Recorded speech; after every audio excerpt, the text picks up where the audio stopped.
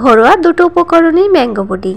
কোনো agar agar gelatine কোনো কিছুই আজকের পুডিংয়ে ব্যবহার করছি না। রান্নাঘরে হাতের কাছে থাকা কয়েকটি উপকরণ দিয়ে এই মজার জেলিটি বানিয়ে নিতে পারবে।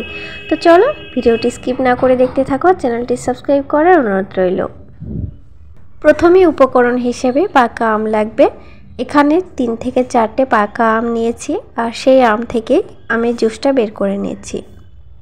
এই আমের জুসটি আমরা কিন্তু ব্লেন্ডারেও বের করে নিতে পারি। তো এই জুসটাকে এবার একটি ছাঁকনি দিয়ে ছেঁকে নিতে হবে। এর ভিতরে কিছু আঁশ থাকে, সেই আঁশগুলো একটু বের করে নিলে পুডিংয়ের শেপটা ভালো আসে। আমরা যত বড় পুডিং বানাবো সেই অনুযায়ী আমরা আমের জুসটা নিয়ে নেব। এখানে আমি 3টে আম থেকে জুস বের করে নিয়েছি।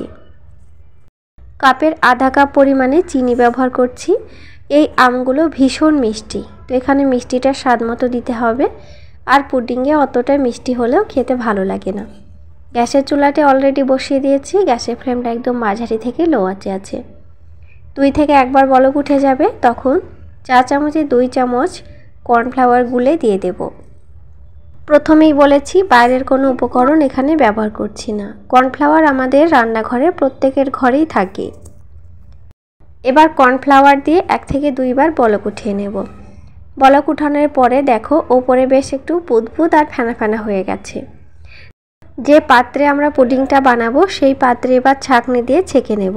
জাল করার পর জুসের ওপরে কিছু বুদবুদ উঠে পড়ে, সেগুলোই ধরে নিলে এখানে পুডিংটি খুবই মসৃণ দেখাবে, খেতেও ভালো লাগবে, দেখতেও ভালো লাগবে।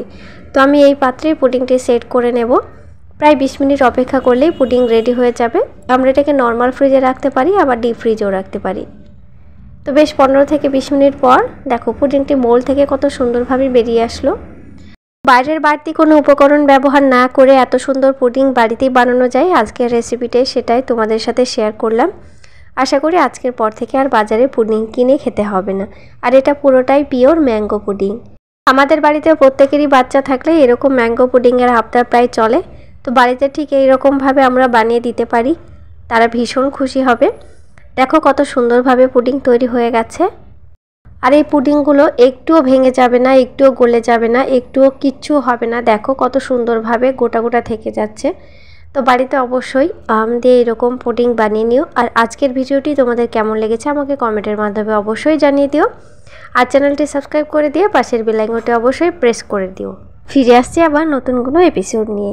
Thank you.